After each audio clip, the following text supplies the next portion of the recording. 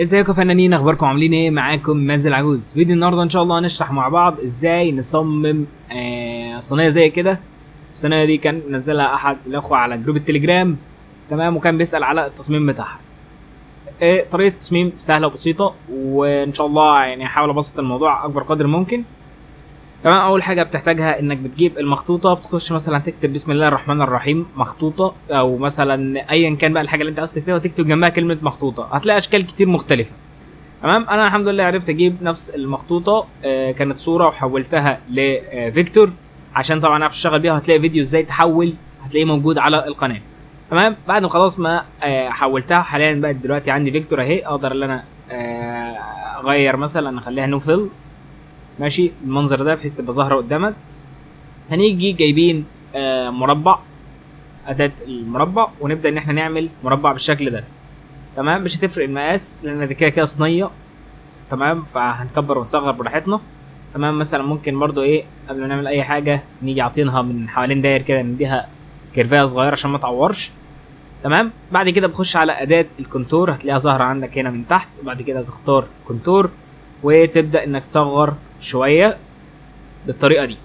تمام، حلو قوي. بعد كده بضغط على كنترول وكي. تمام، كنترول كي. بعد كده باجي محددهم تاني وضغط كليك يمين، بعد كده كومباين، او بضغط على كنترول وحرف ال. تمام، بعد كده هبدا ان انا اظبطها بالشكل ده. تمام، واخد منها نسخه اركنها على جنب، واخد منها نسخه مكانها، يعني هدوس كنترول سي كنترول في. تمام، اعذروني ان ممكن يكون الصوت مش احسن حاجه، بس انا هصور لكم انا في الورشه دلوقتي ومظبط المايك، والله بحاول بقدر الامكان اظبط الدنيا يعني. تمام، بعد كده باجي مختار واحده منهم ومختار المربعين وضاغط على باك ماينس فرونت بالشكل ده. تمام، لو جينا لاحظنا انا جيت شلت مثلا واحده، هتلاقي ظاهر حاجات كده مقطعه ورا. هاجي اعمل ايه؟ مختار المربعين وبعد كده ضاغط كنترول كي او كليك يمين وبريك كيرف ابورت، او من فوق بضغط على المربعين. تمام، وباجي هنا ومحدد الكلام ده كله عشان نمسحه. تمام، بالشكل ده كده كويس قوي. هنيجي بعد كده نعمل ايه؟ شايفين دي كده حاليا مفصوله، يعني لو جيت قصيت الاثنين هيطلعوا من بعض. احنا مش عايزين نعمل الكلام ده، هنكبرها هبابه يا دوبك حاجه صغيره جدا. يعني مثلا هنا عندك هنا 112 مش عارفه كام، خليها 100 و 113 بالشكل ده، يا دوبك كبرتها حاجه لا تذكر. تمام، حلو قوي.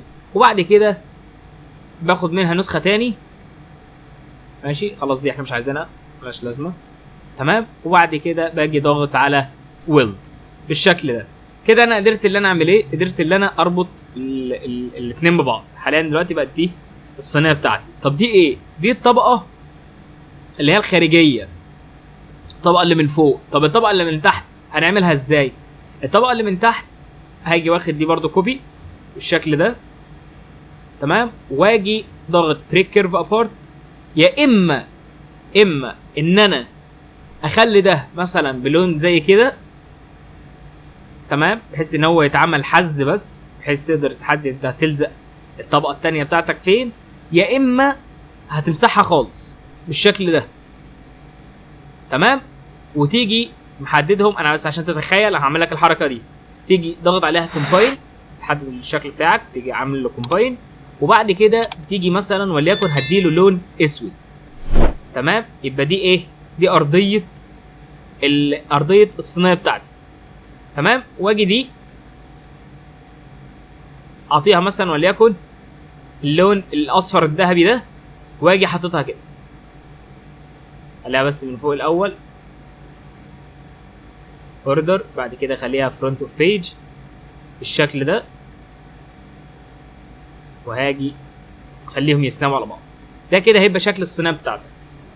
كده انت يعتبر عطيتها متانه عن طريق انك جمعت الجزئيه كلها في الصينيه دي. تمام، يعني الصينيه الجزئيه اللي من تحت سحبه معاك لحد تحت هنا، بحيث يبقوا طبقتين. انا بصراحه ما برشحش الكلام ده. تمام، ممكن هو مثلا علشان ده تقريبا شغل راوتر اكيد، يعني التخانه برضو كبيره.